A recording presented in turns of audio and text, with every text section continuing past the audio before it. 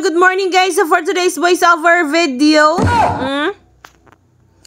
niingon ko nila nga magsadyo, lagi ko namig panihapon kay nalagi ko ni bagjo, jawara bagjo ko kay baon singan sa bagjo, sige ko pangutan na diya sang maguwang opong mandagan sa bagjo.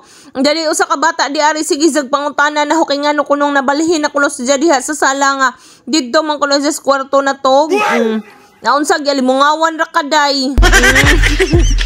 Nakatog, naging taon na siya, kaya hamon di pa katog. Muna na siya. Ang gingnan sinanay nga magsadyotag panihapon di ari na, kaya basig mag-brown out. Kay bisan rabag magkuan, gamay ra nga uwan, mag-brown out rabaga jod, usahay mag-brown out, pag human ibalik na pong pasiga. Unsaan man nagpadako ni kurinte. Diba?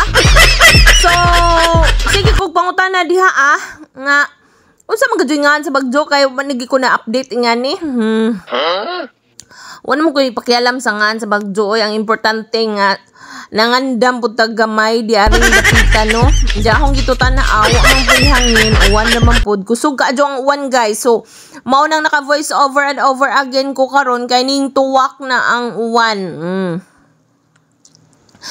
Mao ni sudipan pud ani atong pag voice over oy, mao na siya gawa sa amo guys. So why sawisaw pero kusog ka adyo ng uwanan na mao nang ahaw na namang gi voice over kay perting kabanha na lamang gadjud sa uwan no ja tinagaktak sa scene mao nang ngari pod sa ahong video. Di ba? Sige li gadjud dihag maadyo. Ay kapoy mag voice over oy. Paning kamot gadto diha og voice over kay na kay ma-upload unja ahong tinga ko sa nanay nga no manggajud ka nga magkalo manggajud ka bisag naara ka dinhi sa sud sa bahay pasagdan na raman pud dyan ho guys oy kay hanginan ko nog ijang alimpo unsaon na laman na si Jack. Maora to kauban ko na ho diha ang apo na nga on nami og panihapon sa Dios sa jura gajud mi na nga on guys kay syempre bye.